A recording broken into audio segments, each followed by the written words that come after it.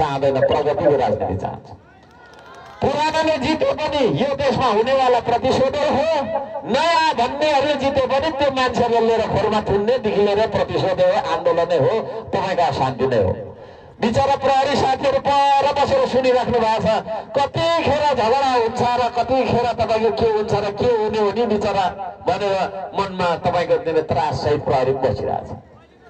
अस्तिको आन्दोलनमा होइन प्रहरी चौकीहरू जलाइनुको कारण के हो है? यो देशको राजनीतिक तपाईँको चाहिँ अस्थिरता ल्याएर यो देशको सुरक्षालाई धराशायी बनाएर यो देशलाई कमजोर बनाउने विदेशी खेल हो कि होइन? त्यो हो।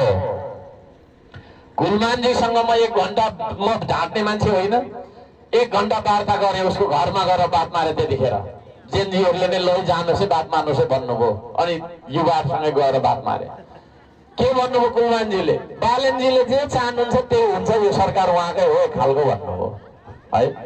यदि यो सरकार उहाँकै हो भने अहिले फेरि तपाईँको माइतीघर मण्डलमा जेनजीहरू त्यहाँ अनसन बसेर मर्नु आँटेको छ त छैन? खोइ त जेनजीको आन्दोलनको चाहिँ सम्बोधन गरेको त्यो प्रश्नको उत्तर चाहिँ फेरि कसले दिने? प्रश्नै प्रश्न छन्। हर्क साम्पाङ जस्तो क्लियर कटका मान्छे छैन यो देशमा, तपाईँहरूले बुझ्नु होला है। पारदर्शिता नै मेरो शक्ति हो, मैले लुकाउनु छैन, लुकाउनु केही पनि छैन। तपाईँ के लुकाउने मैले होइन? तपाईहरुलाई लुकेर काम गर्ने मान्छे प्रधानमन्त्री बनेको होस् भन्न चाहनुहुन्छ कि खुला तरिकाले तपाईको घर दैलोमा आउने, तपाईको सन्चो बिसन्चो के छ सोध्ने, ऊ तपाईको ताप्लेजुङको गोठको मान्छेदेखि लिएर मधेसको तपाईको चाहिँ नि हैन सिरेटोमा चिसो शीतलहरमा कोठाङ्ग्रिएको मान्छे, ती सम्पूर्ण मान्छेहरुसँग भेट्ने प्रधानमन्त्री तपाईलाई चाहिन्छ कि भेट्दै नभेट्ने सुसुसु बुझ्ने को गाउँ के 6 महिनामा एकचोटि यसो बिलिक अनुहार देख्ने चाहिने? कस्तो चाहिने हो? यता हेर्नु भन्नु कस्तो चाहिने हो? तपाईलाई सरकार, तपाईको साथी जस्तो सरकार चाहिन्छ आदरणीय दाजुभाइ दिदीबहिनीहरु। यदि त्यसो हो भने यसपालि श्रम संस्कृतिको चुनाव चिन्ह माटोमा भोट हाल्नुपर्छ। चुनाव चिन्ह माटोमा भोट हालेर हामीलाई बहुमतको सरकार दिनुपर्छ नेपालले। म पश्चिमतिर आउँदैछु तर समय हामीसँग त्यति धेरै नभएको कारणले अप्ठ्यारो परिराखेको छ। हामी आउँछौँ अवश्य।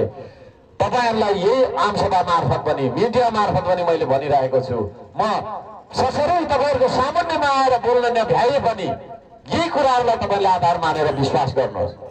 हर्क साम्पाङलाई एकचोटि सम्झनुहोस् कस्तो मान्छे हो हैन, जसले यो देश बनाउनका लागि 4 वर्षसम्म ढुङ्गा बोकेको छ।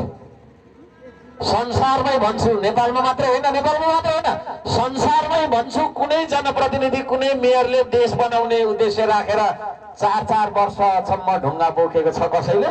छ?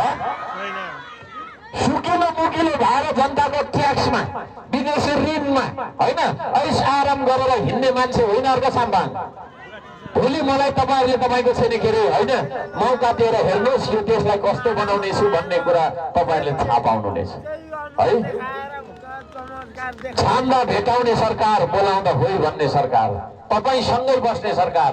तपाईको दुःखमा हाम्रो एजेन्डा के हो भनेर पनि सोध्छन् मान्छेले। तपाईहरुको दुःख के हो त्यो हो मेरो एजेन्डा, तपाईको समस्या के हो त्यो हो मेरो एजेन्डा है। त्यस्तो खालको सरकार हामी बनाउँछौँ।